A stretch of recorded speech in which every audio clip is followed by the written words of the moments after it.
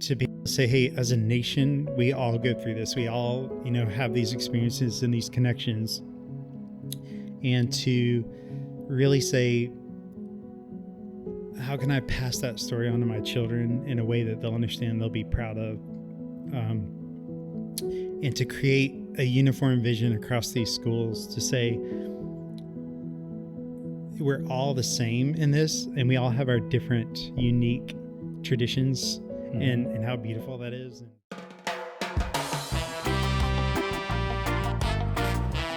Welcome back to Hawaii Real, everybody. I'm your host, Io Ke'ehu, and this is our Halloween episode. Yeah.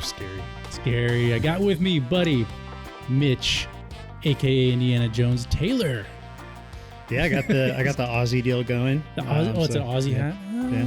Yeah, but you got the beard going, so I don't know. Yeah, this is the full quarantine going here, so I've been growing this for a while. Yeah. What are you for Halloween? I'm a quarantine man. Yeah. I just haven't done anything for months. I haven't shaved or anything. How you doing, dude? Good. It's been a while since I've seen you. Yeah, so. like 8 years or something, huh? Yeah, time flies out here in Hawaii. Yeah, and you were saying you haven't been on this side of the island or anything. I mean, how long has it been? Yeah, since about March. I actually got back from the mainland. I was doing a major trip from about January to February, and I got back just in time before the lockdown. So I flew back in from Texas, and I haven't really...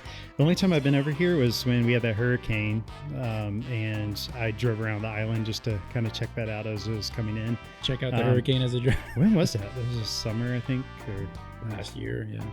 Yeah. So I haven't been out to this side, and I live over by Tripler Hospital, so only a couple miles down the road. But yeah, well, being the Halloween episode, did you see those lights the other night? Everybody, it's all over Facebook, it's all over the news. I did. So I was actually out on a walk in my neighborhood, and I looked up at the moon, and I saw this light, and it was coming in from the clouds, and I was like, oh, that looks strange. That's a weird looking plane. It got bigger and bigger. And then all of a sudden I saw it passing overhead, and I was like, well, great. I'm not going to make it through 2020. So,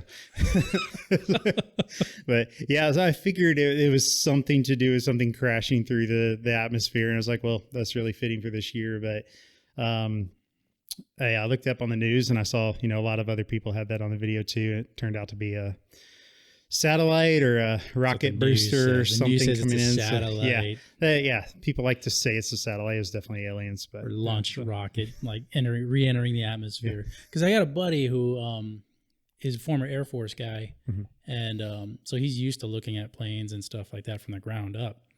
And he was saying, it's like 5,000 feet. Like that, it wasn't like in the atmosphere. Yeah, that's about what it looked like. It was flying straight overhead. It looked like one of those twinkling light fireworks, but it just wasn't going out. It was going straight sideways. So, yeah, it looked like definitely like a rocket ship or a spaceship was coming in from space and appearing out of nowhere. But yeah, because we've seen like meteors coming in. I mean, you see shooting stars and stuff like that. This definitely wasn't that. No. And burning up stuff coming in the atmosphere. It's like, how long does it take to burn up? Because that was going people were saying it was going kind of slow all the way across the sky. I never saw it go out. So it was, over on the horizon. I watched it go from horizon to horizon. So it was. Yeah, from horizon to horizon, like that's not something that's burning up.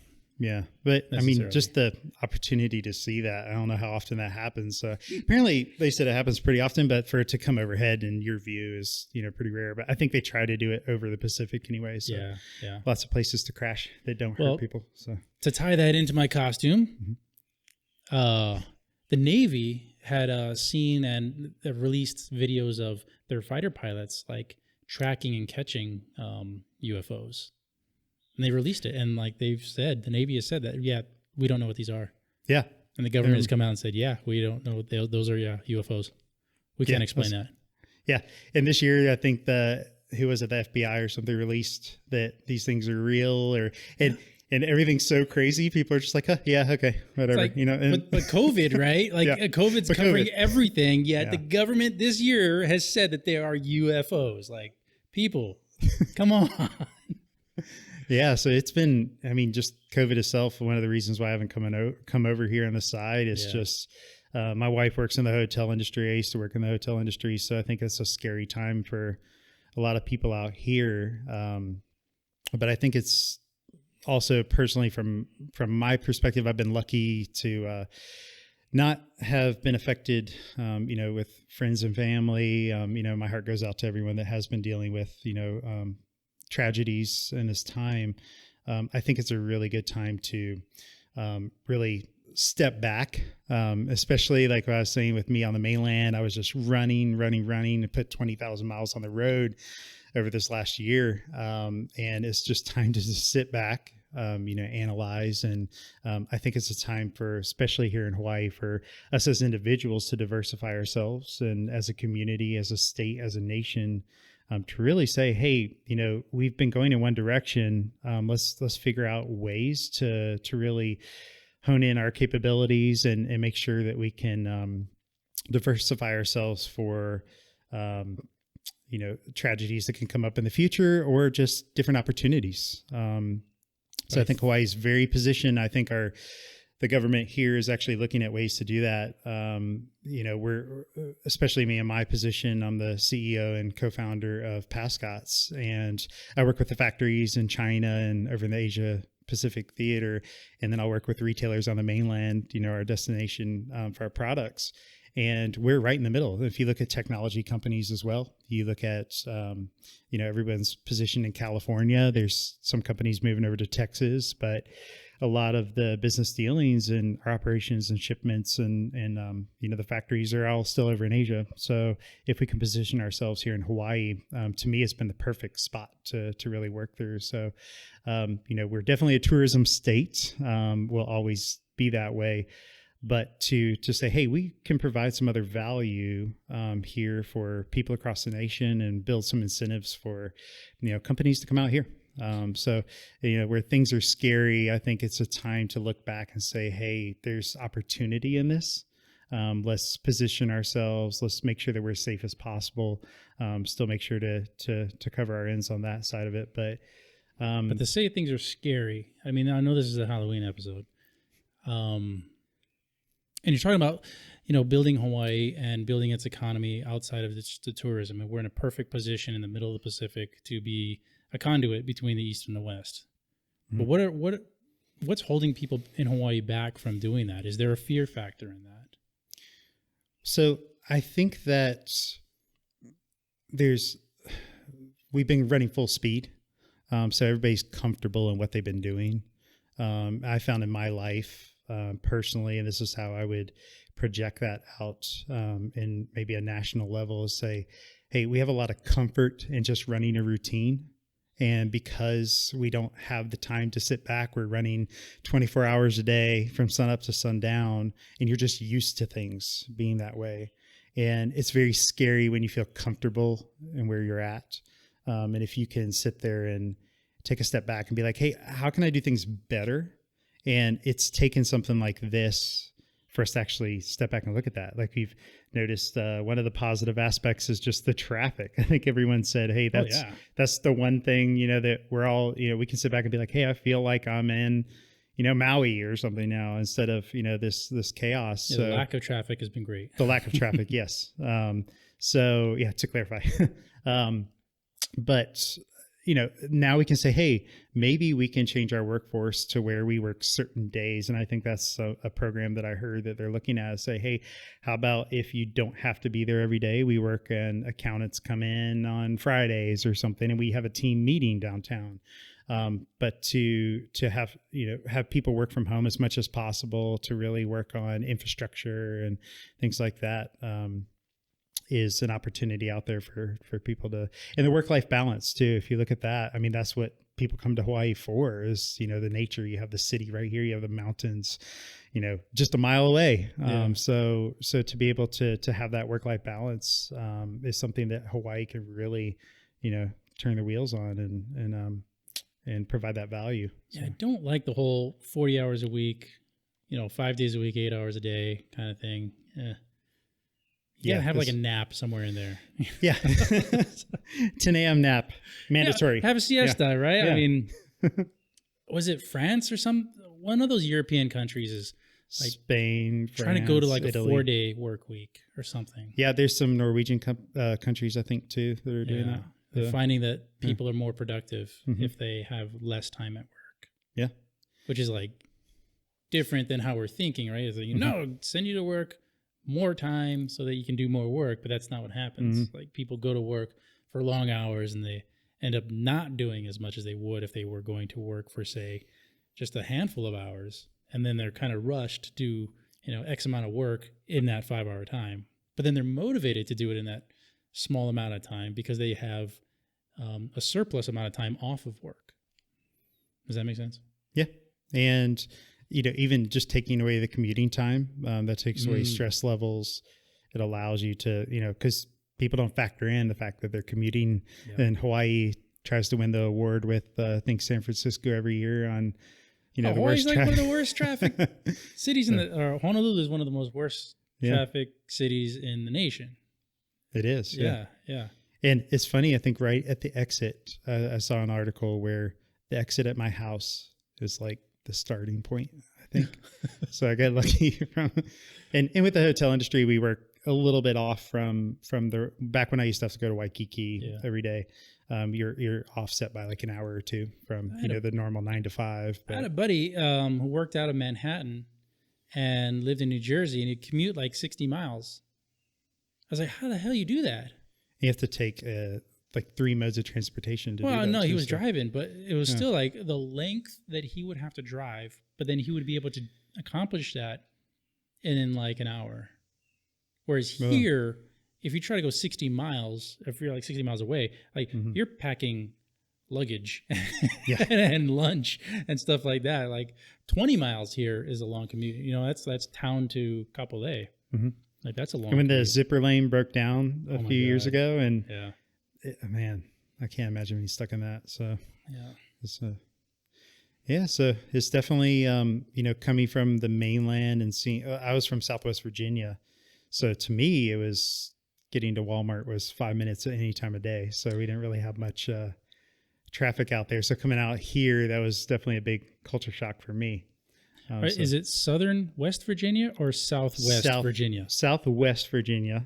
So we were about maybe an hour from the border of West Virginia. So it gets confusing to feel. That is confusing. It's like Southwest Virginia. It's like, is that the southern part of West Virginia or the southwest part of Virginia? Southwest part of Virginia. Yeah. Gotcha. Can't sing John Denver then. So. Well, it's funny when you go to Europe and you tell them you're from Virginia, then they just start singing the country road song. Yeah.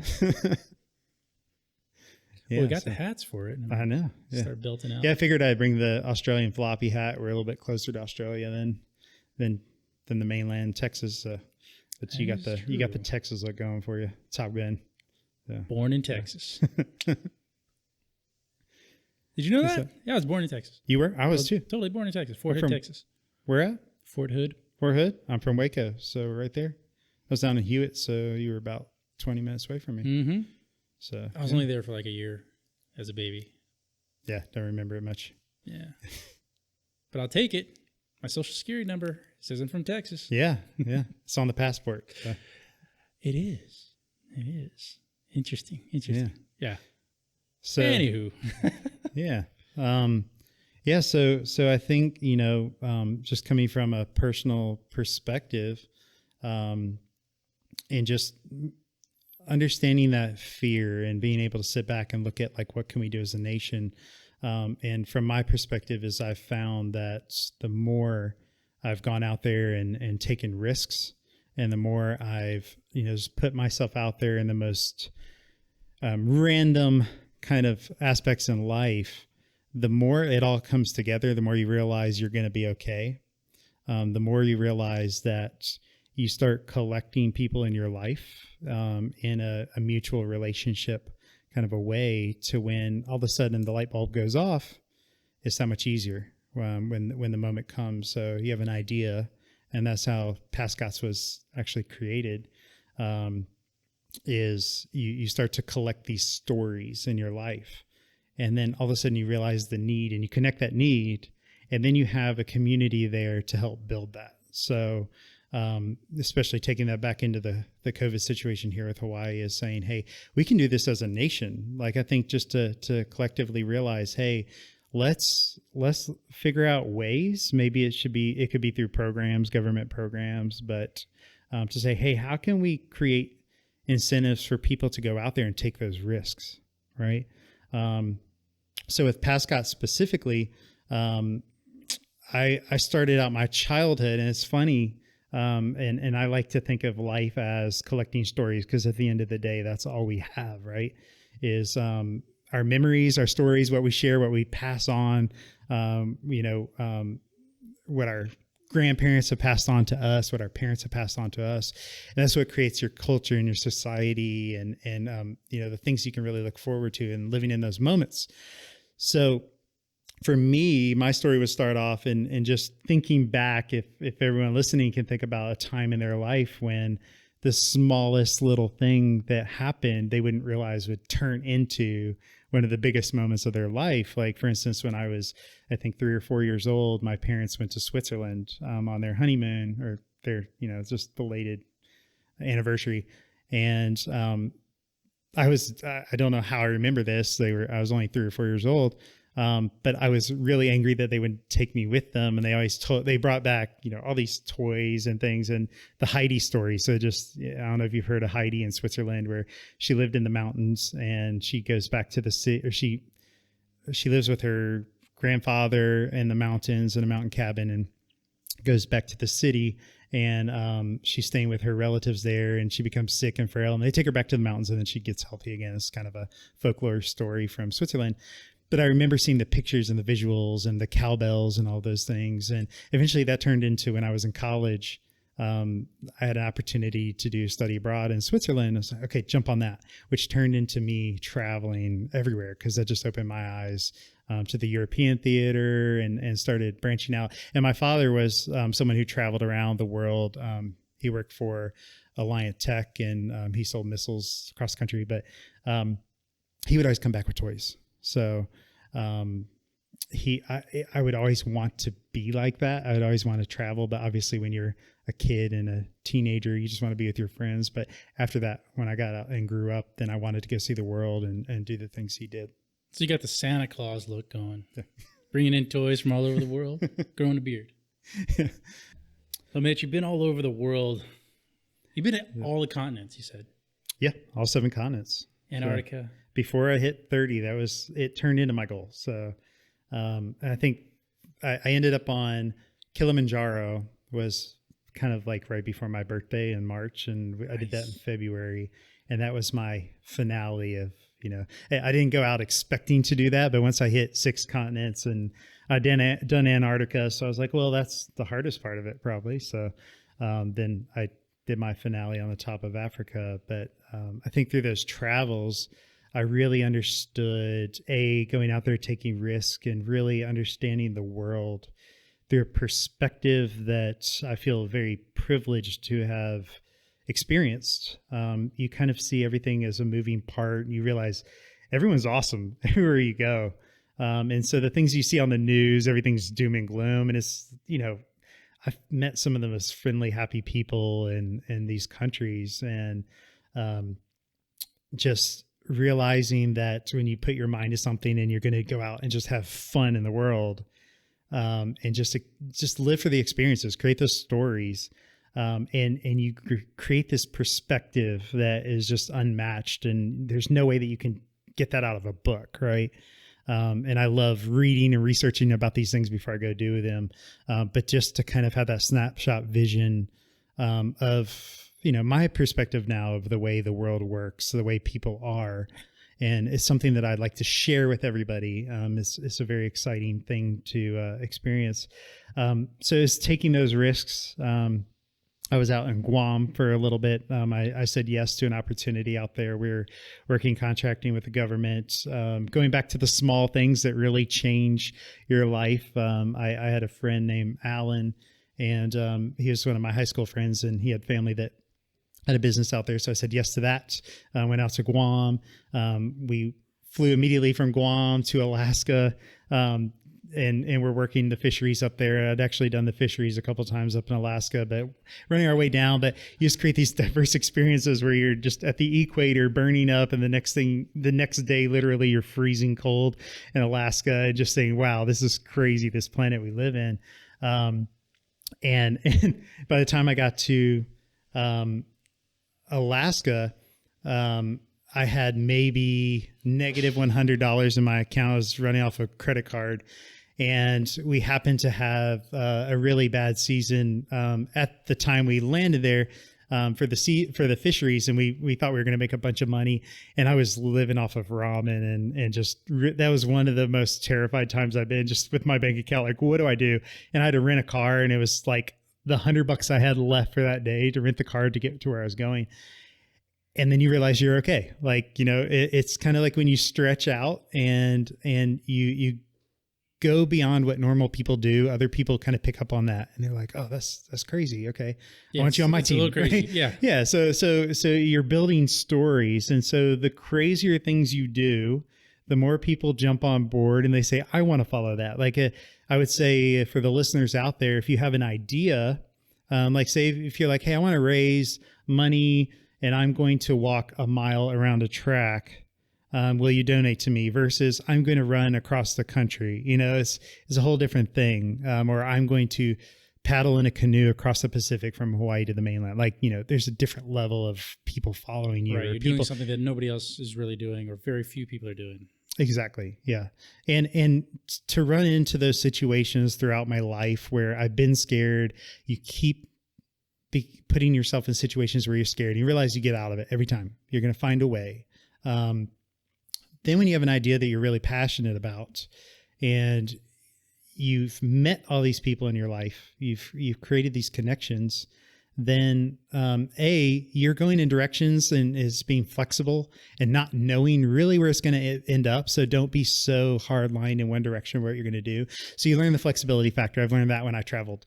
It's just saying, hey, especially when I was in South America, you're like, hey, I have this itinerary, but I know I'm going to meet people, and they're going to say, no, you should go here. And then you end up following them and going to different places there, and knowing that you're going to just collect these experiences.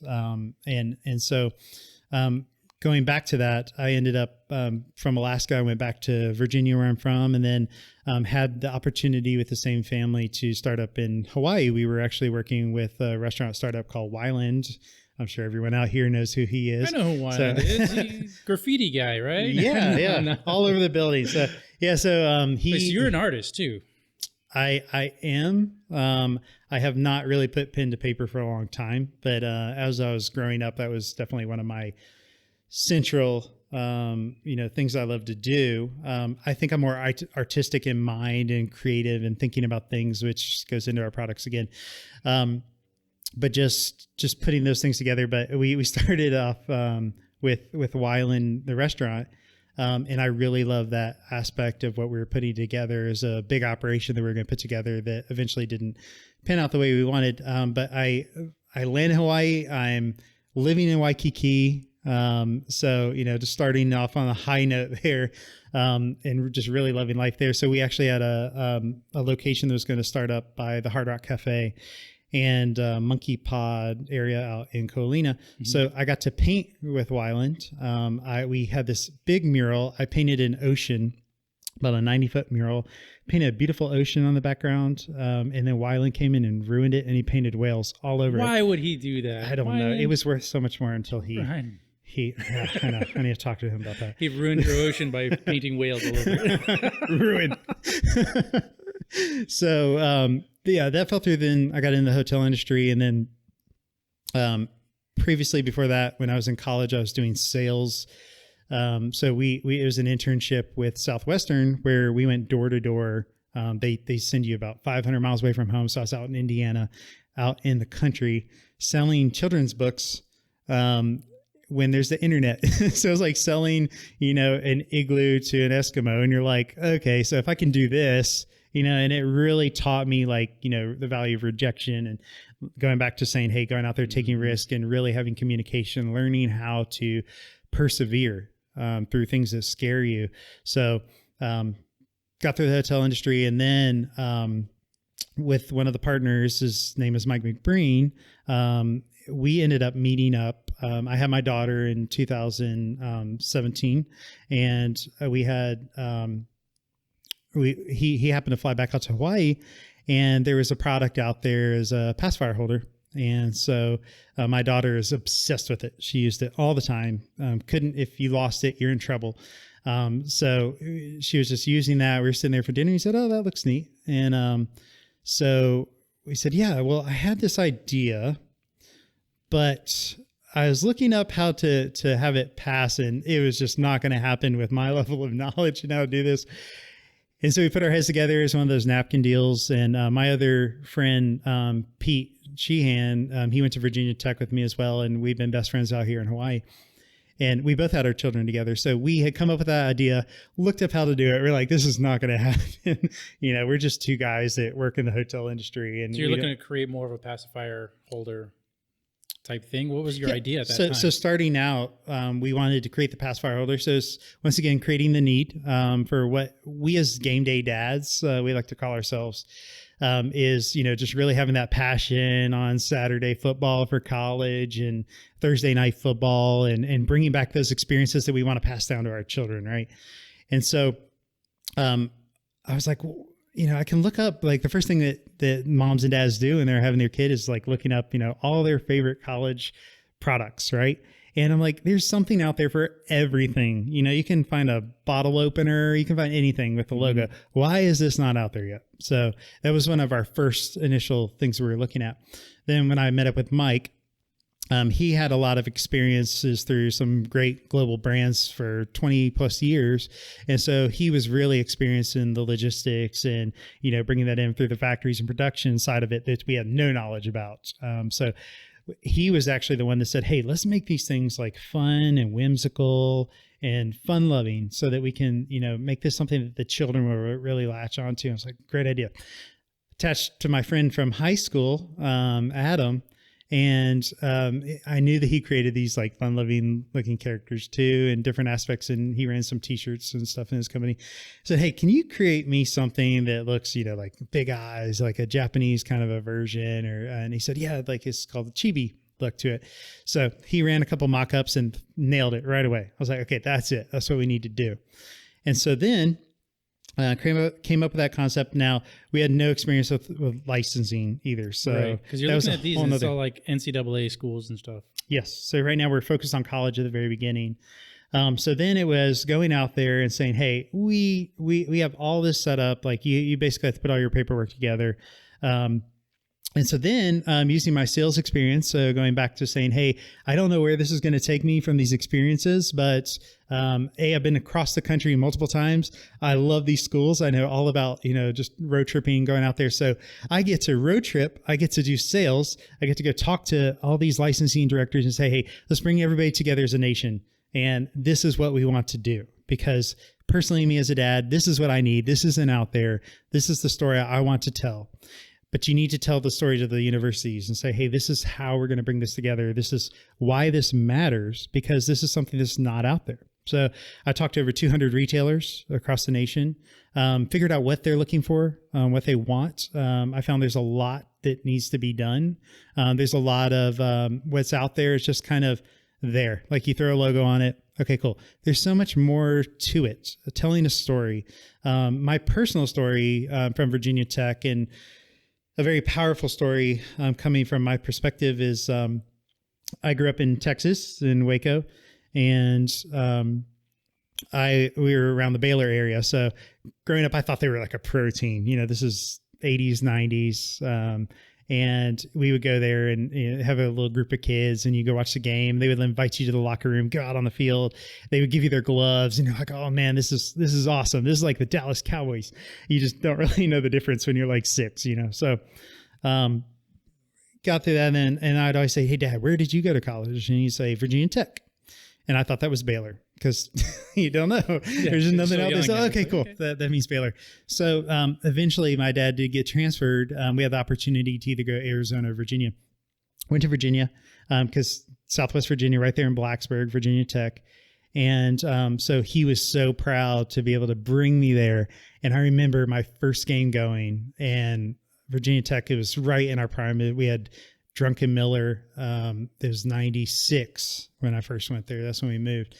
And so that was the year I think we went to I want to say Sugar Bowl against Texas. Can't remember what bowl game, but we were on the up and up. Had a really good comeback win against Texas that year. So we were doing well. It was before Michael Vick, before we got really big. But still, the stadium was just a whole different level. And I remember walking in just like, wow, okay, this is what Dad's been talking about. Kind of like UH. Yeah. Well, it was like UH in what, 05, when you guys had Brennan? Oh, yeah. Yeah, that was... And I remember watching that from Virginia, like, this is awesome. Like, I knew nothing about Hawaii, but I remember, just seeing you guys just take off. Like, it was, the offense was just so powerful. I'm out there getting that experience as a child and understand, okay, this is what he's growing up with. And this is what he's so proud of. Like, he went back in the 70s when they weren't that good and he was still so proud of it. And just the whole area, just you're living in the mountains in the fall, the leaves are falling and it's orange and maroon, just like our colors. And so just that whole experience. We have the turkey legs, because that's our mascot, is a Hokie bird who's a turkey. And so you just get these giant turkey legs and that smell and tailgate, right? So is that whole experience. And then I eventually did get to go to Virginia Tech. My dad passed away. He knew that I got the application, so he's so proud. And then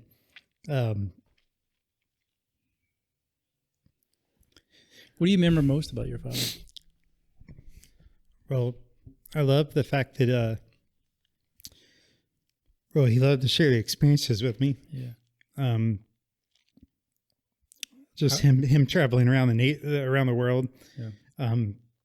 I must remember how positive and how happy he was. How has your vision of your father turned you into a father, because you're a father now? Yeah. So I feel like my heart comes out through these products. Mm-hmm.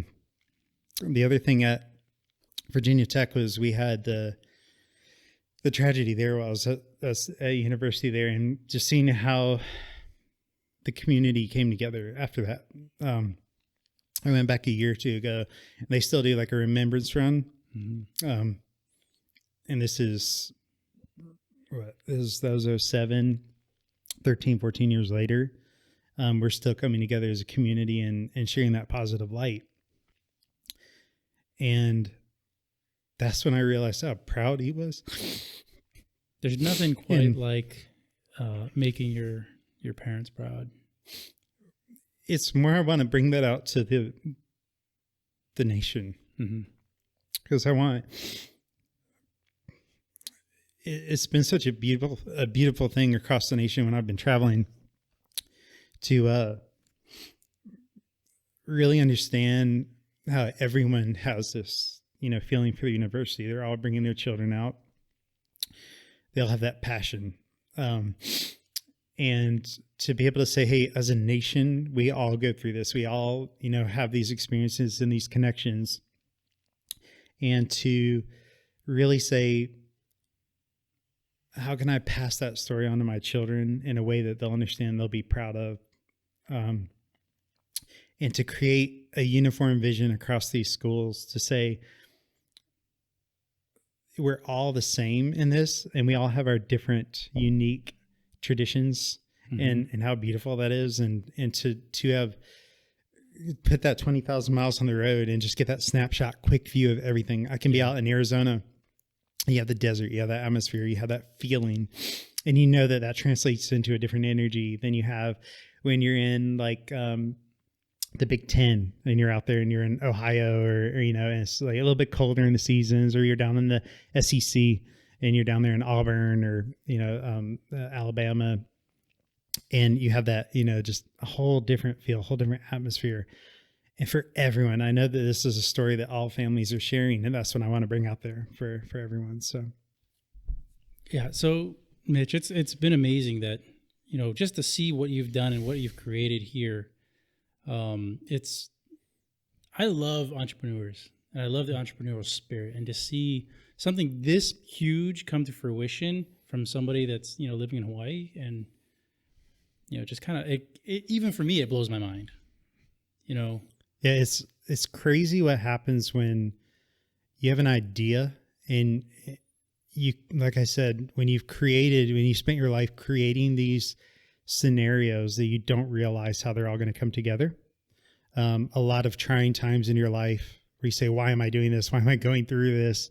Where is this going to lead? Am I just wasting my time? And you see that all come together in a beautiful mosaic of, like a puzzle piece that just all of a sudden it clicks. And that's what's happened over this last couple of years. And I think tying back into that story of the community that all these families across the nation want to create, they want to tell their story. And what I personally found, moving to Hawaii, especially, we're a melting pot of people from around the world. And one of the things Pete and I found, and one of the things that helped jog this company as an idea, was the fact that we would have a group on Facebook called Hokies in Hawaii, and we found that there's communities all across the nation. I know there's Ohio State, Penn State. I think I saw an Auburn group, and we all go to this bar called Rivals, and bars across Waikiki. But you would all meet together because you all know you share that shared experience. You can all say, hey, I've walked across that campus. I've gone to those games. You might have just met each other in Hawaii or somewhere in a city across the nation. But at some point 10 years ago, you might have been at the same game together. And I see the world as a friendly community in that way, where we all have to grow up and we all have to do things that are scary in our lives. And with me going through across all 7 continents in the world, I met a Hokie in every continent, even Antarctica. What? And so you can be Antarctica. Even in Virginia Tech. Yeah, he was just standing there. No, he was on the cruise ship with me. Okay. But you can make that instant connection, and in a time and a place where we're so international, and you get a job across the country, you have to move out of home. But I could live in Virginia and move to California, and I'm going to find some Hokies there. I'll see somebody with a shirt on, right. and I can immediately say, hey, Hokies, you can build a friendship. Yeah. And that's sort of like some people from Hawaii. No matter where you move across the country, across the world, if you meet somebody else from Hawaii, mm-hmm. you automatically have that connection, and you automatically know like where the hot spots are here locally, and you can, talk story with those people, and you have that instant connection. Sort of the same as these universities do, and all, whatchamacall, alumni of all these mm-hmm. places, Yeah. And so to me, I've found that value from what my father's taught me, mm-hmm. Just through his actions and just seeing how excited he was. And I've grown up with that story. I've translated that past college. I've translated that into the rest of my life. I want to be able to bring that story to families out there and say, hey, from day one, when these kids are 18 years from now and they're going into college, they say, from day one, I grew up with this icon.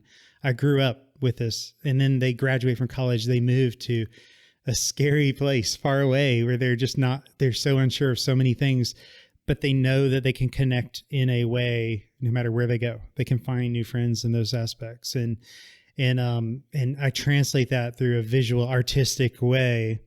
And so I'm excited to see what happens in, like 20 years and kind of see how, people can tell their personal story from day one all the way up. And so just for a visual, so this is what I grew up with when I was what's a his child. Name? So I think we just called him Bear. I don't remember having a name for him. But this is what I grew up with. And I lived, in the Baylor area, and this is what I want children to have today. Yeah, because you got your standard teddy bear, is like a dark brown mm-hmm. teddy bear with a sweater, which you grew up with. And now we've got this whimsical looking Baylor University bear. It's got these big eyes. Yeah. Big cartoon eyes. And that's part of our design mm-hmm. is that the look to that is something that's attractive. I know children are drawn to large eyes. You'll see that in a lot of the children's products. Is the first thing that you're drawn to, I guess biologically, is the eyes. That's what you connect with. That's what you understand first. And not going to name names, but there's some terrifying mascots out there, way more terrifying than Santa Claus. But to be able to say, hey, you know, we're going to ease you into this. We're going to, you know, have something that you can connect with on your level. We're going to create way more products in this. We actually have a cartoon line that will be coming out.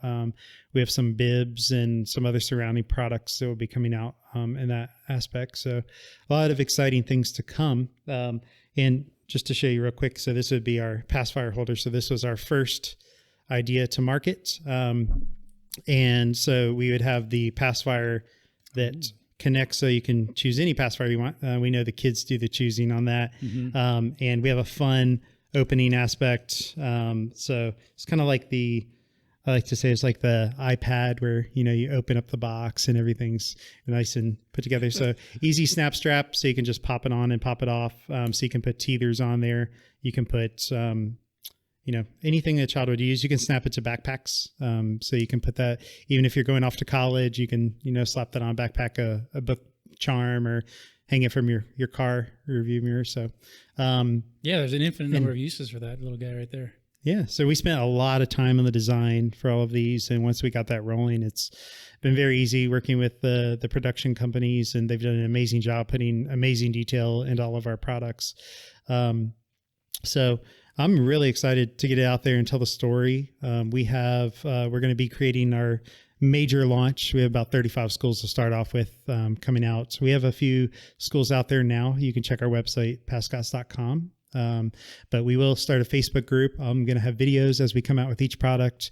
More importantly, I want to create that community I just spoke about, with families across the nation sharing their stories. I'll be asking questions. We'll have competitions. We'll have fun, you know, experience sharing opportunities where we can say, hey, this week we're going to highlight this school, and I want the rest of the nation to hear about your story. What are your traditions? What's the best time of year for somebody across the country to come visit your school? What's the best game? If they were to go to one game, what would they do? Like, what, you know, and I want to share those experiences across the nation, ask questions like, what do parents think the value is in the universities and in sports in general? Like, you know, if you have a tough loss, how do you teach your children how to persevere through that?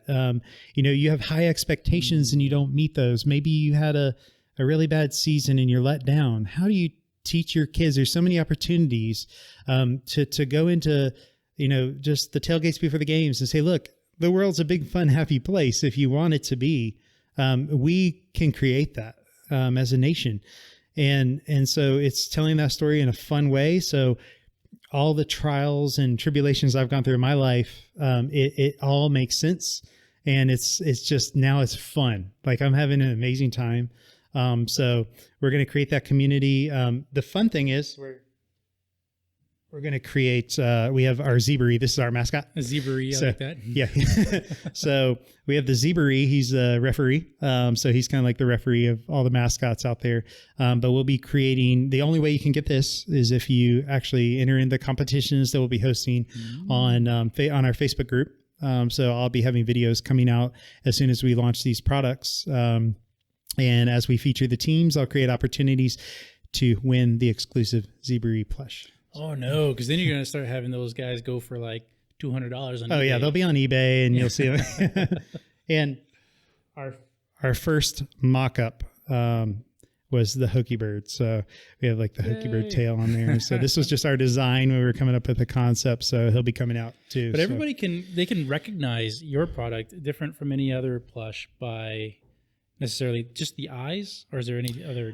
Well, we have the eyes, the shape of the body too. So if you notice, the waist is a little bit thinner, so they can grab especially on a lot of our products that we have, the baby can grab that kind of like a rattle. Yeah.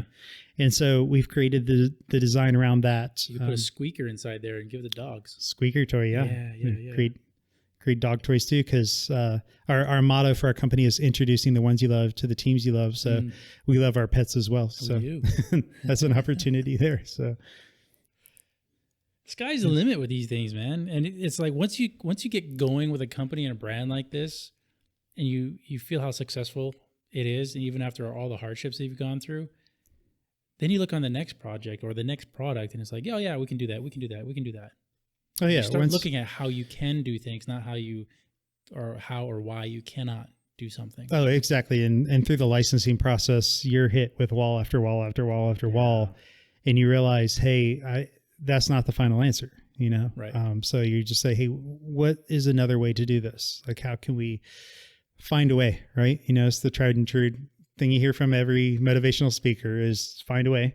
Mm-hmm. And you really have to care about something, because there's always going to be something that will try to step in, you know, it'll put an obstacle up, but you know, it's something you figure out, you jump over it, you climb around it, you just bulldoze it down, you figure out a way. Hurdles are meant to be overcome. Exactly. They're placed in front of you. They're meant to be overcome. So. And when you look back after you overcome those obstacles, it makes it that much sweeter. I mean, if something's just handed to you, it's definitely, you don't respect it, or you just don't appreciate, you know, you set that as your baseline. If something was easy, then you just expect more after that. And you don't really appreciate the value of where you come. So there's a lot of times I have to sit and think about, you know, a couple of years ago, this was just an idea that my friend Pete and I thought that we would never be able to touch. Like, we have no clue how to deal with that industry, as far as the logistics side of things. And then all of a sudden opportunities arise. You have people that you've met in your life that they know how to do that. So, one of the major things I like to tell people is that you can never accomplish something on your own. You have to have a team, and spend your life building that team. Spend your life providing value to others, creating relationships. It's all about relationships. When I was going through the universities, I'm building a relationship with them. I'm talking to them. I'm telling the story. So create your stories throughout your life. Look at opportunities to say, hey, if I'm stuck, how can I create a story? How can I say, I'm just going to do something crazy. And I'm going to look back at this when I'm in a nursing home one day and say, man, I was 25 and I just went and did it and I was okay. Right. And so that's the way that I would challenge everybody to look at the world. Look at the world as a fun place. Look at the world as, you know, people want to be friendly. People want to share relationships and stories. So create that.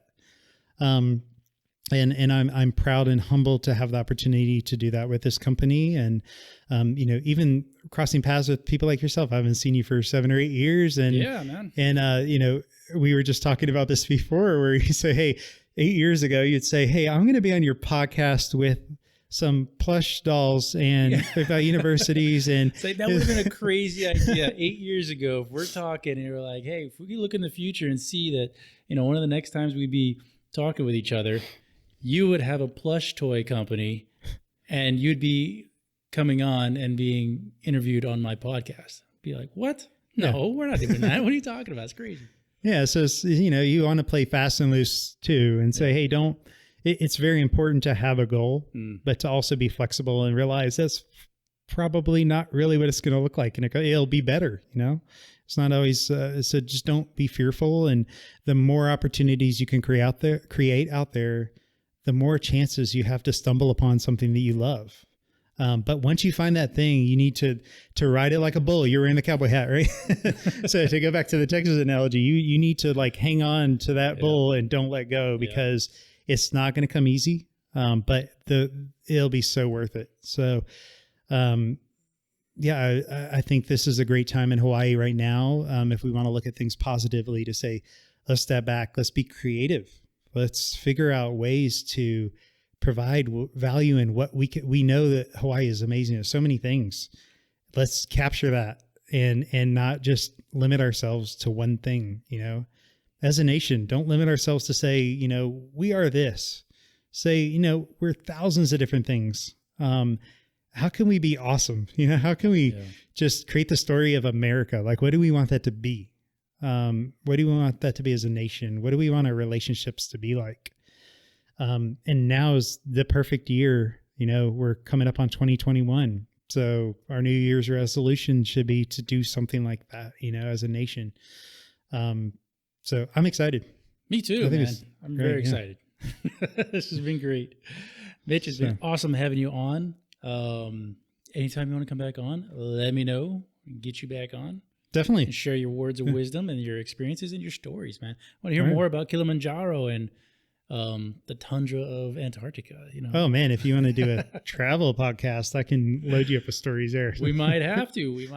Man. It's been great. It's been great having you on. All right. Best of luck to you with this.